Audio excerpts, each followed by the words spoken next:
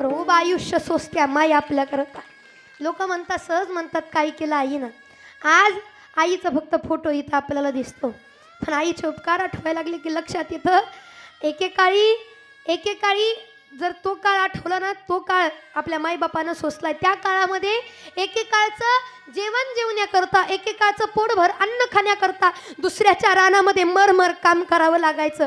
पण आपल्या आईनं आपल्या वडिलांच्या खांद्याला खांदा लावून संसार केला आणि आपल्या पोरांची पोटं भरावी याच्याकरता स्वतःचं पोट मारलं, स्वतः उपाशी राहिली, काबाड कष्ट केलं आणि सुखाचे दिवस आपल्याला आणले.